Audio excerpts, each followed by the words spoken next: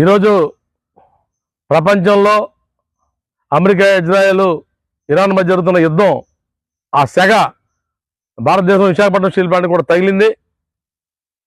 Visakhapatnam steel plant daily 12 టన్నుల liquid petroleum gas వాడుతూ ఉంటుంది.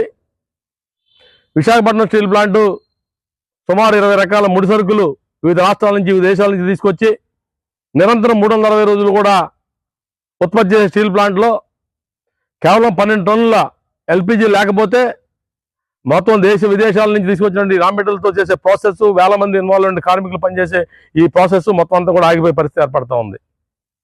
విశాఖపట్నం స్టీల్ ప్లాంట్లో ఎల్పిజి ఈరోజు కేవలం 120 టన్నులు మాత్రమే ఉన్నది. ఈ 120 టన్నులు 10 రోజులు మాత్రమే సరిపోతుంది.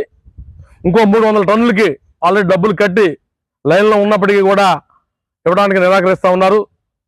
ఇది కనుక జరిగితే, ఈ మొత్తం ప్రాసెస్ ఆగిపోతే దేశంలో ఉన్న స్టీల్కి కృత్రిమ కొరత రాబోతూ ఉంది. అలాగే దేశంలో ఉన్నటువంటి ఎరువులకు ఇప్పటికీ కృత్రిమ కొరత ఉన్నది. స్టీల్ ప్లాంట్లో ఉత్పత్తి అమ్మోనియా ఆగిపోతుంది. అట్లా స్టీల్ ప్లాంట్లో వచ్చే మెడికల్ ఆక్సిజన్ ఆగిపోతుంది.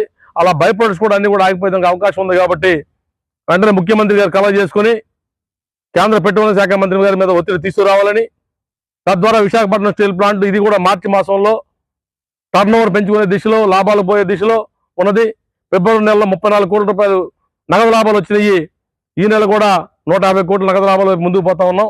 దానికి ఆటంకం లేకుండా ఏర్పాట్లు చేయాలని చెప్పేసి ముఖ్యమంత్రి గారిని స్టీల్ ప్లాంట్ ఉద్యోగుల తరఫున కోరుతా ఉన్నాం.